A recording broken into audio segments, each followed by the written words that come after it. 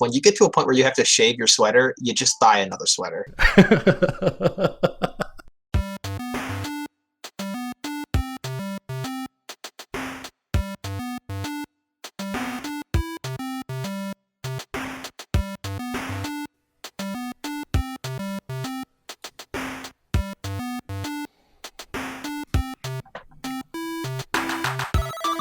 Hello and welcome to the Part-Time Gamers, the gaming podcast for people with full-time lives.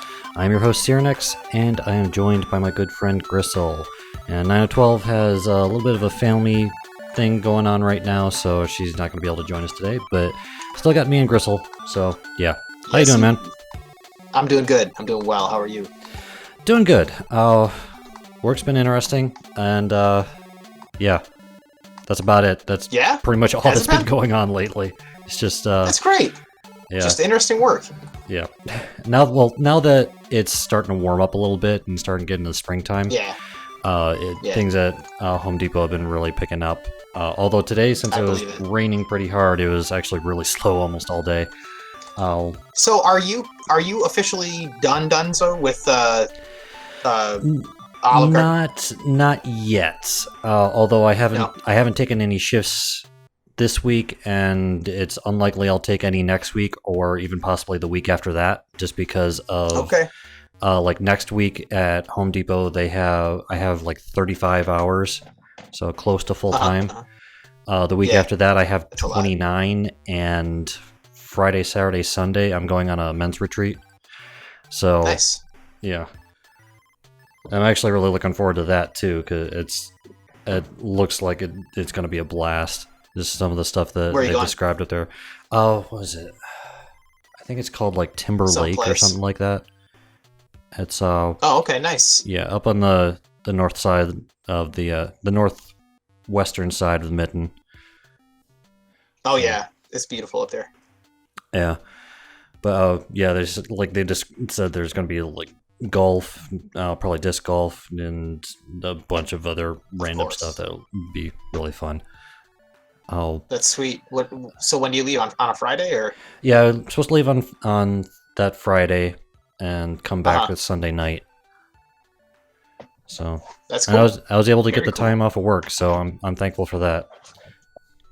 Yeah, that's like the real trick, isn't it? Because like I've got, I went over my leave balances for work recently, or actually, really, Alicia went over them because she was curious, and I have like 4 weeks to take off. Like I have to get rid of this time because I'm going to lose it, and I didn't realize that, and I have 4 weeks to take off before like July 1st.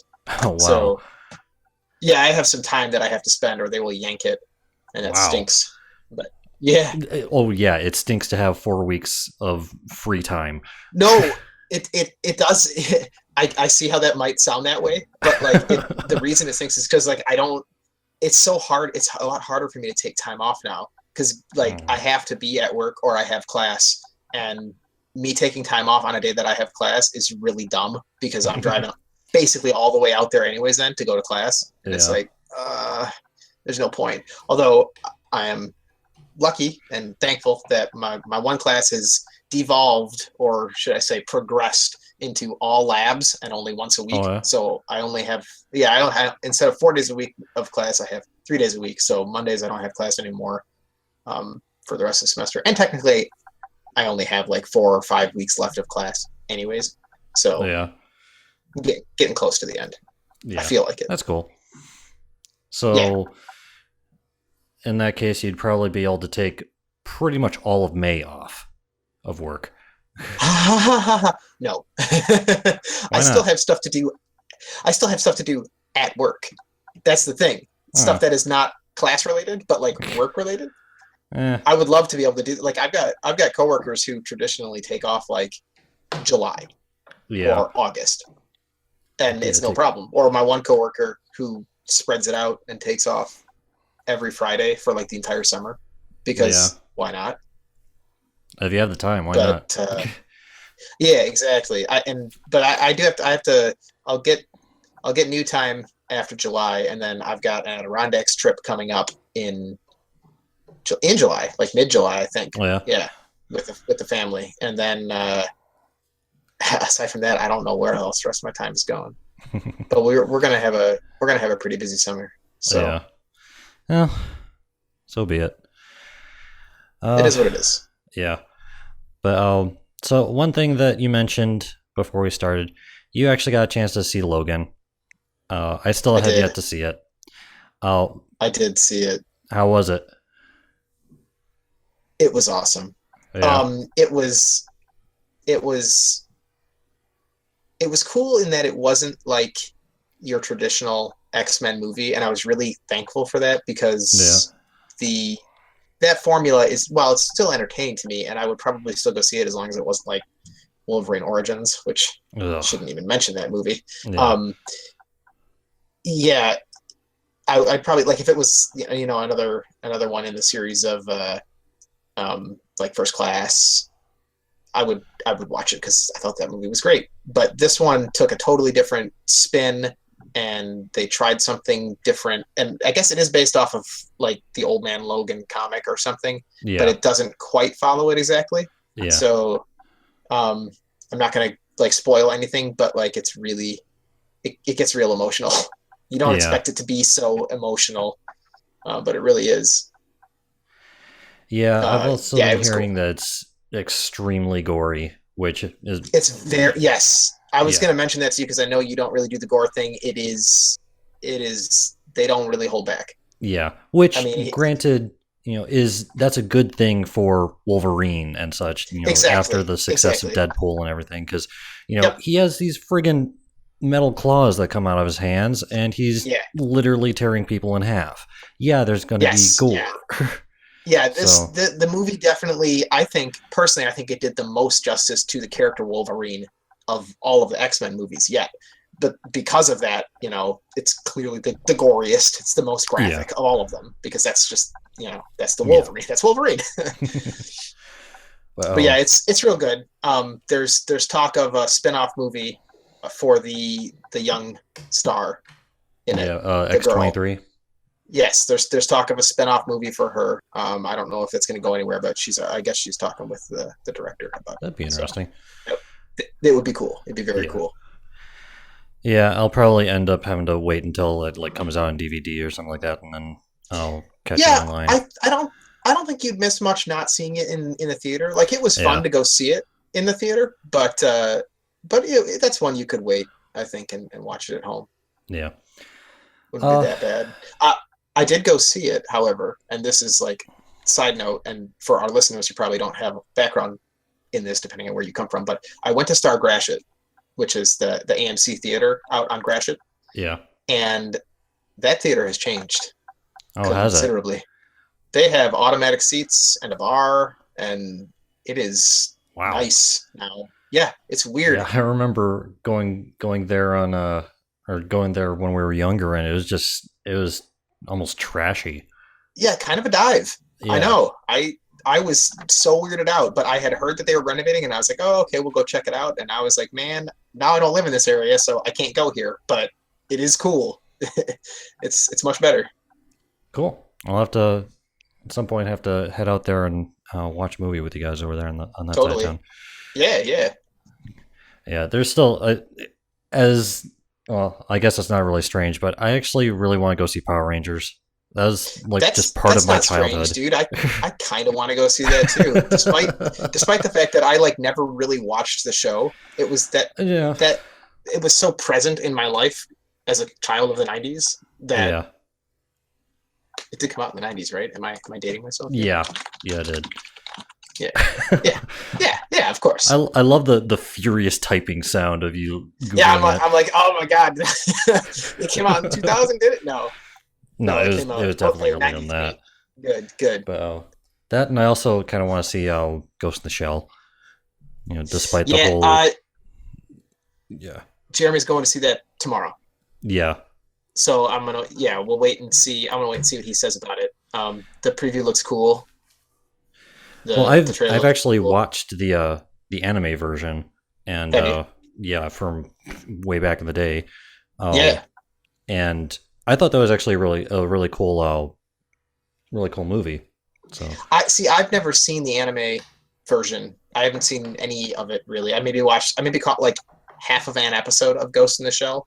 Yeah. but that's about it. So I was just basing whatever I heard about it on the preview and from what people were telling me. Because Adam Yeah. was like, "Hey, this doesn't really match the original idea of the show," and I was like, "Well, I don't know what that means, but Yeah. But oh. yeah, at the very Well, least, it looks like a great sci-fi movie." yeah. Probably another one I'll have to wait until it comes out on DVD though. Sure, But anyways, let's go ahead and get into our water cooler talk. let's do it. Yeah. So Zach, what'd you bring to the table today? Why you got to do that? It's blank right now, but you can Yes, I see know. on the sheet that But it's blank. you were supposed to bring something. Yeah, I brought probably an undeserved sense of entitlement and Starfighter Incorporated. Let's talk about that for a second. Can I talk Yeah. about that for a second? Sure. Okay, Starfighter Incorporated. There's a Kickstarter.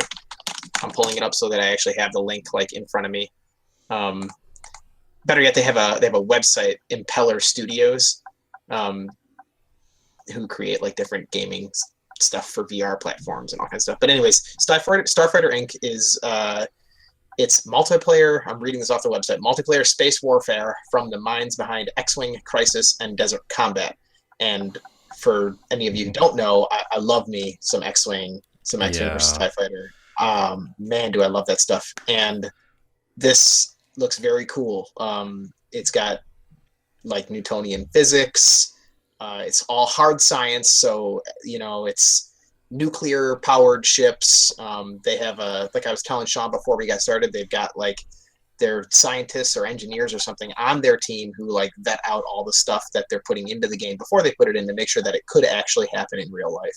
And to me, that's like super cool because I've been watching stuff like The Expanse, which is a very hard science fiction show. Yeah, I still have to get into the second season of that. Oh yeah. I'm milking it. I think I have like one episode left, and I don't want to finish it because I don't want that show to end yet. But yeah, so Starfighter Inc.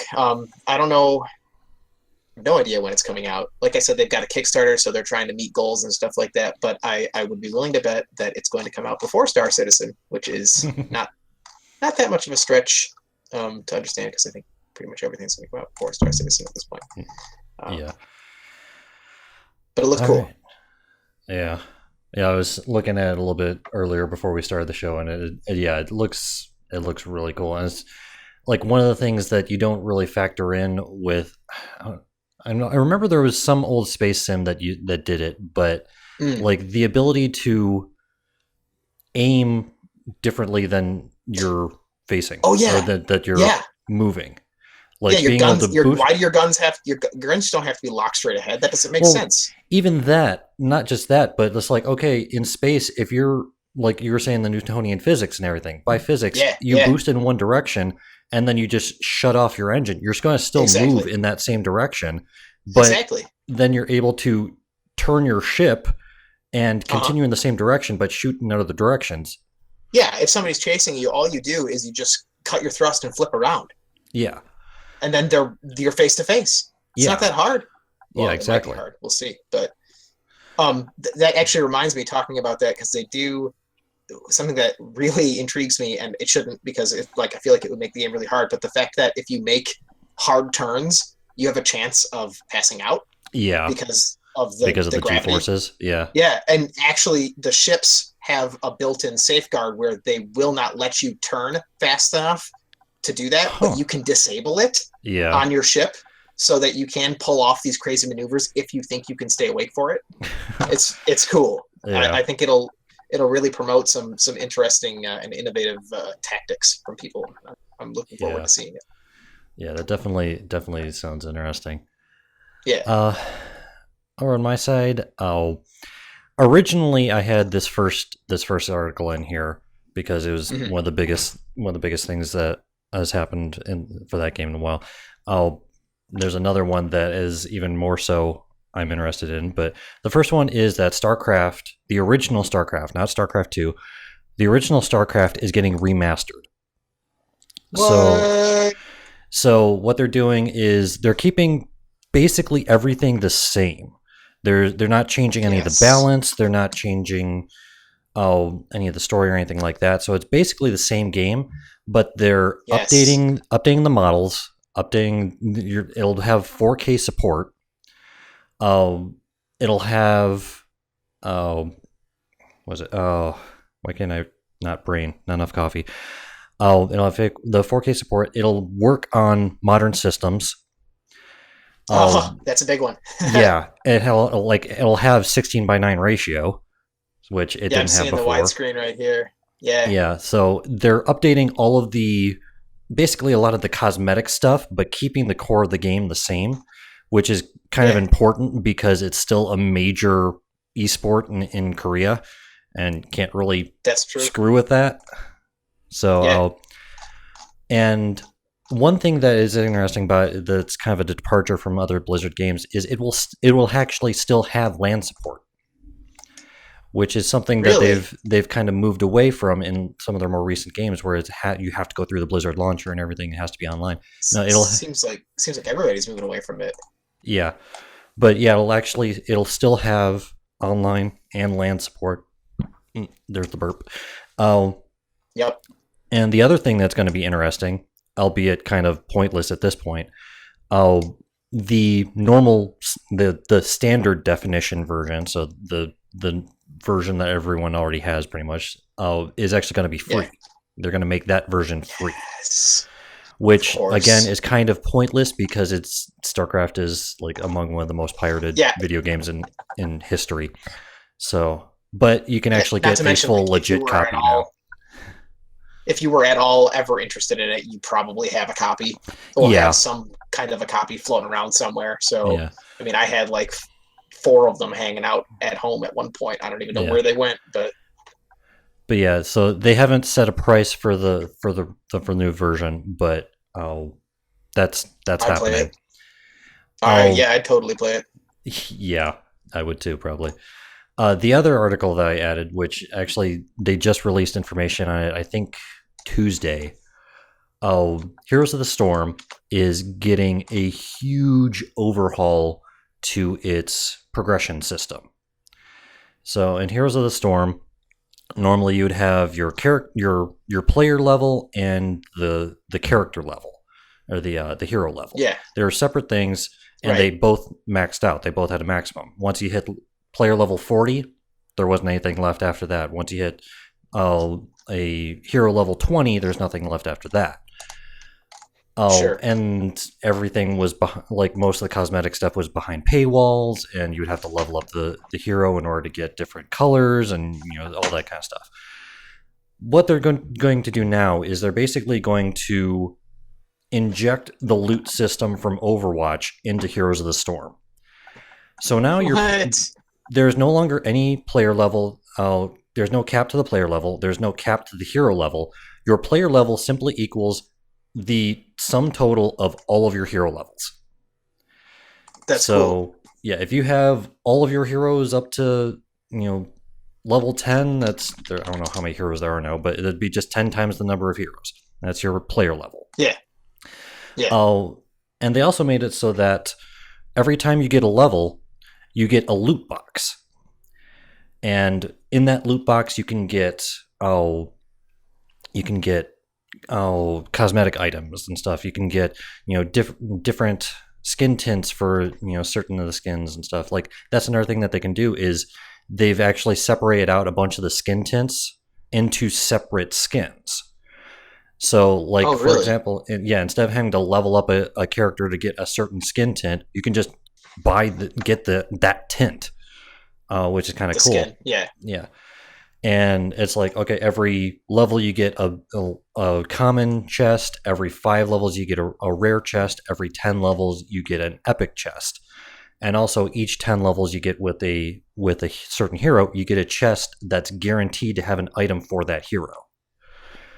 Oh, nice. So they also like leveled out the amount of experience for the different heroes and everything like that. So it's a vastly different system than what they had, but it is a much better system in my mind, because it's like, in Overwatch, it's just that little bit of a carrot on the stick to play a couple more games, get that extra level, get that loot box. There's something that there's just something satisfying of opening that loot box, despite the fact that it is completely, in the grand scheme of things, it's completely irrelevant to the game. But yeah, but it's just very satisfying to get, and they're doing that in Heroes of the Storm now. Well, they will be. I'm pretty sure they said the release of that is going to be the 25th of April. It's either 24th or 25th of April.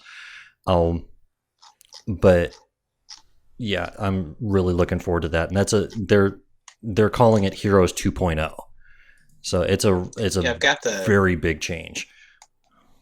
I've got the website up right now, and I don't see a release date. I think he says the release date in the video. Oh, okay. All right. Well, I'm not going to watch it right now, but yeah. Yeah. But so I'm really looking forward to that. They also announced a new hero. Cool. Yeah, they announced the Diablo 2 Amazon named Cassia as a new assassin. So she looks interesting. Yeah. She's going to be really good for people who know how to stutter step. Which, whatever. Anyway, but yeah, that was really, really cool to find that out too. All right, and on that note, it's time for us to get back to work. And game we're talking. Yes, it is. Oh, okay, all right. All right, and the game this week that we're talking about is Magicka. Oh, yeah, which is, it's a little bit older game. I think the original came out in 2011, I think, something like that. That sounds right to me. Right around there. It was developed by Arrowhead Game Studios and published by Paradox Interactive. You can find it on Steam for $9.99, for Windows. Unfortunately, I don't believe there's a Mac version of the original. There is a second game. There is a Magicka 2. I think that might have Mac, but at least for the original one, it's just for Windows. And I do think there's like an iOS and Android version, but it's a completely different type of game. It's not the same, same style. But Magicka is a fantasy action adventure game for up to 4 players.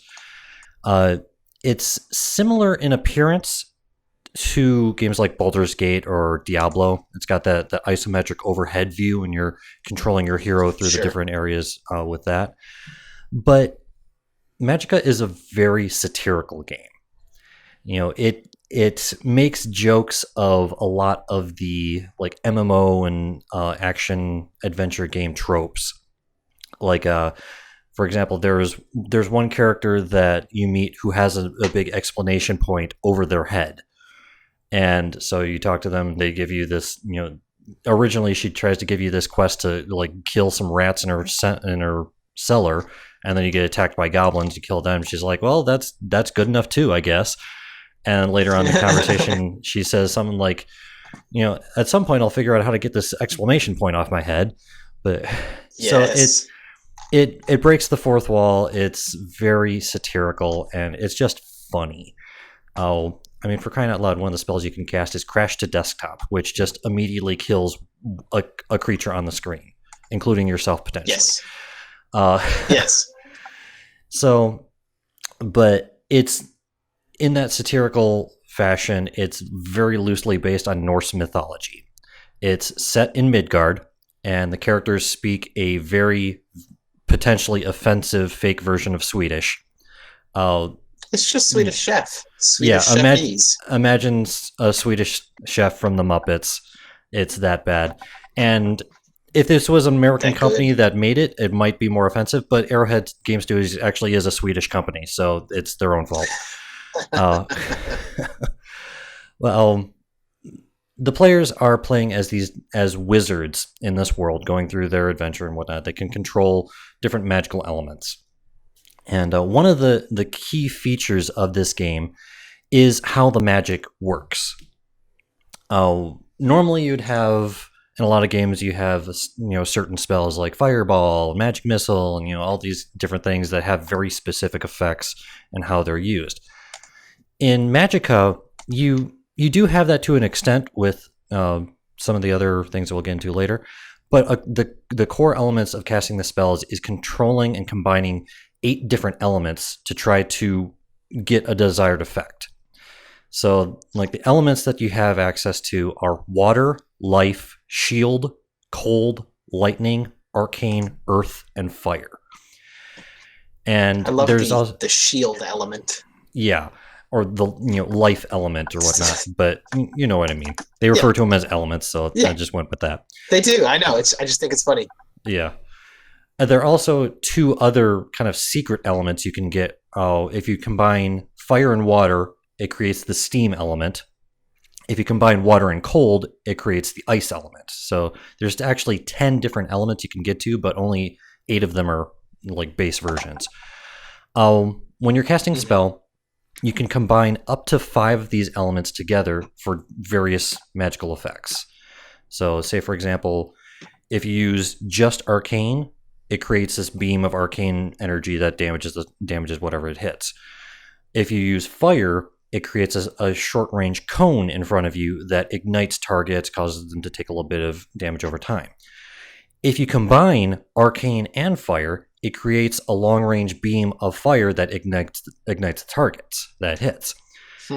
So by combining the different elements together, you can create a vastly huge number of different effects, depending on what elements you use. A side note about all of this, though, is each element has an opposing element, and if you try to combine opposing elements, the spell will actually cancel out. So, for example, if you try that's how you do it.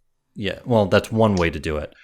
So, for example, if you try to use fire and water together, they're opposing elements and they'll cancel each other out.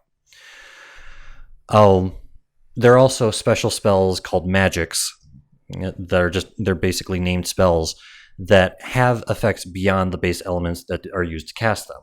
So, for example, a spell you get very early on and that you'll be using a lot in this game is Revive. Constantly. Yes. And that uses life and lightning to resurrect a dead player, which is an effect that it goes beyond those elements. And one of the reasons that Revive is a very important thing, it's also something you get very early on in the adventure mode, is because there is no distinction between friend or foe in this game. So if you cast a fireball and one of your allies is in the middle of the enemies, they'll take the damage too. Yep. And also, if you have any effect that heals, it'll heal everyone in the range of it. Right. So also, if your buddy's is soaked and then you cast a lightning spell. Yeah. Yeah. Yeah. And that's another thing that we found out when we played a little bit is even if you're wet at all and you even try to use lightning, not even actually cast the spell, but just try to cue lightning into it. Yep. It'll do damage to you, and we died multiple times just because of that. It kills me real fast. Oh yeah. But so that's why Revive is kind of an important thing, because you're going to accidentally kill each other a lot. Yep. I mean, the game supports 4 people, right? It supports up to 4 people. 4. Yeah. And although I don't know if one person casts Revive, if it revives everyone or just one person, if there's more than 2. I'm pretty sure it's just 1. Okay, so you have to cast it multiple times. Yeah. But yeah, it's really fun because since it's not really a serious game, it's very satirical. It's not necessarily lighthearted in that sense, but it's just very funny. And you don't have to take it seriously because the game itself doesn't take itself seriously. That's right. Like one of the running jokes for a good chunk of the game is that one of the characters, who clearly is a vampire, is Vlad. Yeah, who the narrator and all of the NPCs and everyone keep on saying he is not a vampire when clearly he is a vampire, and that's a running joke throughout the whole thing. So it's just the kind of humor it has, and the fact that it's just just trying to figure out what spells to use in certain situations is hilarious. Like even something that Zach showed me while we played was if more than one player are casting a beam spell, you can actually, if the beams intersect each other, they'll actually shoot out and create an even stronger beam, unless they have opposing elements, at which point they'll just explode. Yes. Yes. So, which theoretically awesome. can be useful, depending on what enemies you have. But yeah, and where it explodes at. Yeah. Yeah. But yeah, in general, it's just a very funny game, in this kind of in the same vein as like Castle Crashers and Battle Block Theater and stuff like that. It's got, I think, yes, I think it has like a similar kind of humor where it doesn't take itself seriously at all, and it's purposely built on the fact that you will kill each other multiple times in a single game. Yep. Because they do casting revive to bring somebody back is not, it's easy and it's quick. So that it's made like that intentionally. Now playing it alone, you have less chance of dying due to accident unless you screw something up yourself because your buddies aren't there casting spells all over the place. But I mean, the only problem is if you die when you're playing alone, I think you just go back to the last checkpoint or something. No, like that. I actually played through it. I started it alone, and you actually get a little fairy once you get to the first checkpoint stone or whatever. Oh, you get a Navi like fairy to follow you around. Yeah. And of course it's snarky. It keeps on telling you, "Hey, listen," and says like bad things to you. Like the most memorable one I have is, "Hey, listen, if you die, I'm gonna hate you." It's like, thanks. That's awesome. I forgot about that thing. Yeah, it's real helpful. Yeah, another couple things that kind of distinguish this game from a lot of those other action adventure games is there's not really any inventory. I mean, you have a weapon and a staff, right? And that's it. So. I kind of like that though, because it lends to the idea that like as a Magicka user or as a wizard, like all you really care about are your spells. Yeah. And so you're basically, what you're collecting in the game is you are collecting spells. So when you find the spells like revive and confuse and teleport, and those are actual spells that you can scroll through, and they list the ingredients, the elements that you have to activate in order to play to do them. But you end up collecting quite a few of them. So that's really where the collection comes in, but you're right, there's not like a UI inventory that you can select stuff in. Yeah. And what else was I gonna say? There's not really an inventory. And just fluttered out of my brain whatever I was gonna say. But that's cool. It's just it's a very, at its core, it's a very simplistic game. You're just basically going around just blasting stuff with various kinds of magic, just trying to figure out like what kind of spells, like what effects combine to do what, is really half the fun of the game. Which is why I'm not experimentation. Yeah, experimenting with the different elements is really the fun part of the game. Which is why I'm not going through like a list of these are the kinds of spells that you should be using. This is what effects it has, because first of all, that would take a long time because there's a lot of different combinations you can do. And like I said, honestly, just combining the different effects and saying, what happens when I do this? That's one of the funnest parts of the game. And it's like realizing that if you queue up 5 things of earth and then self-cast it, you just basically drop a giant boulder on your head and kill yourself. Yep. Because you can do that. It's funny because the magic system in this game I always thought was really cool. And I know it's like the whole game is kind of tongue-in-cheek, but just the mechanics behind the magic system are really neat. And I was like, oh, they should put this in another game. And I can't remember exactly when it came out, but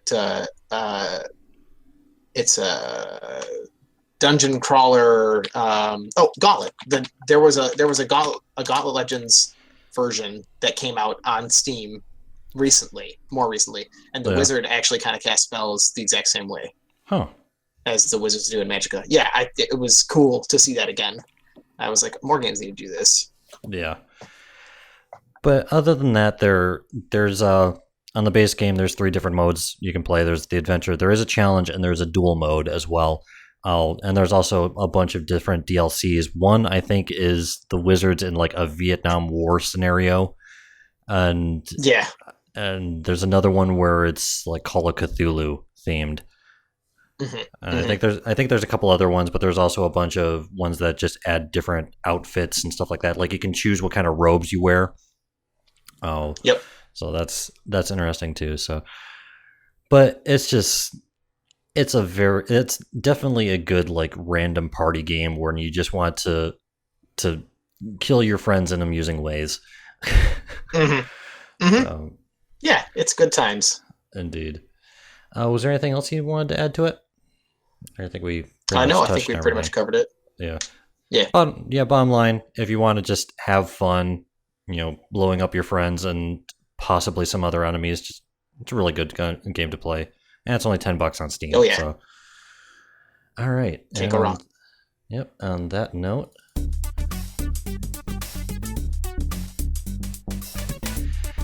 Time for our employee assessment. Yeah, you know the rules. You gotta agree with yourself, and yeah, we'll go from there. I should probably such a problem with that. Yeah, I should probably actually bring up the quiz. There we go. Yeah. So, question number 1. How many? Question number 1. Yeah, question number 1. How many magics are there in the base Magicka adventure? So those named spells, basically. Yeah. Is there 20, 21, 22, or 23 of them? I didn't even know there were that many. I'm going to be honest with you. I'm going to go with 22. Are you sure? Yeah, I'm pretty sure. Good. Yeah, that's right. Yeah. There's 22 of them.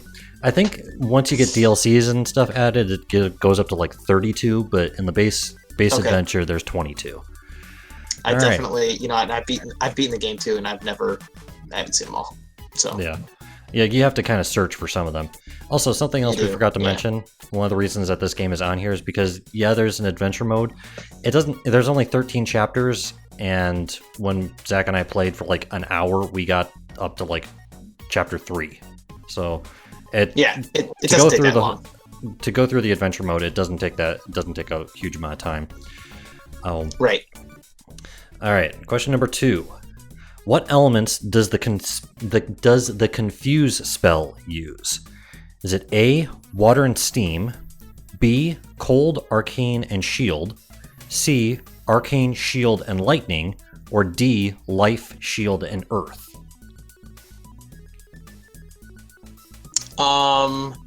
And I know the keys that you press for it because I know what you have to spell out for it. Let me think for a second.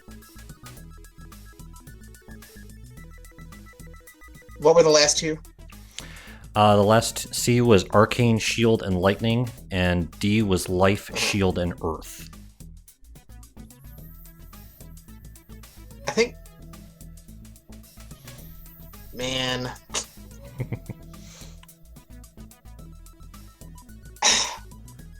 I like C. But no, I think it's D. You're going with that one, with D? I'm going with D. You're right the first time. It's C. Arcane, shield, and lightning. I was like, he's not going to do... and because you spell out the word C, like to cross the C, S-E-A, when you want to cast it. And I was doing it a lot in our game, but I couldn't remember which elements corresponded with those letters. Yeah. Damn. All right, question number 3. What achievement requires a player to push someone off a cliff? Is it A, Oh Gravity, Thou Art a Heartless Bitch, B, Deep Impact, C, Wingardium Levioso, or D, It's Raining Beastmen? I love the names of these achievements. Man.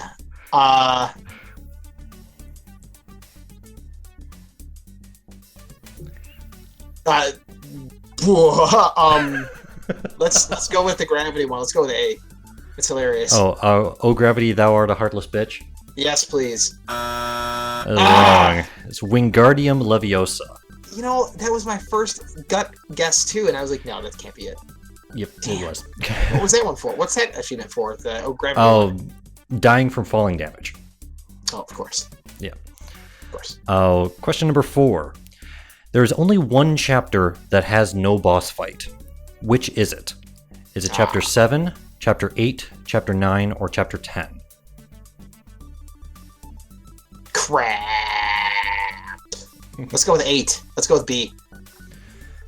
I don't know.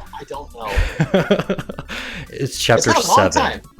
Okay. It's been a long time since I played this game. Like, actually played it all the way through. Yeah. Well, I still have yet to play it all the way through, so you're still beating me in that. Good. But hopefully this last one should be a gimme. I kind of intended it to, but we'll see. Okay. What item does a woman in chapter 1 try to give your character, but can't? Is it A, a sword, B, a hat, C, jewels, or D, gold?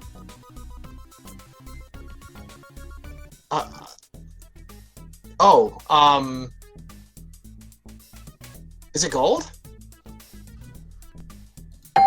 It is. Yeah. Because she makes the joke that there's not a proper inventory system in the game. That's and right. So she can't give it to you. Alright, so did better that time. Still got, what, 2 out of 5, I think. 2 out of, well, actually not as good as I thought. I thought you got 3 out of 5. I did okay. I feel like I got 4 out of 5 because my gut told me the right answer on 2 of those, but I didn't listen to it. So. Yeah. Well, you still got some of them right at least. Yes, I'll take it. All right. And that brings us to the end of our show today. All right, thank you everyone for joining us. If you find value in our show and would like to support us, you can at patreon.com/parttimegamers, or subscribing to our YouTube channel, or by giving us a 5-star review on iTunes. If you'd like to contact us, you can with our email, parttimegamers.cast@gmail.com, or on Twitter at PTGcast. You can find me on Twitter at Searanex, or on the nolongerbattle.net with the battle tag Searanex number 1996. Yes, Blizzard officially did the transfer from the battle.net trademark to just Blizzard. So now it's just Makes the sense. Blizzard app or whatnot. Good. You can find the show and the rest of my work at caffeineinducedproductions.com. Ember can be found on Twitter at 9 of 12.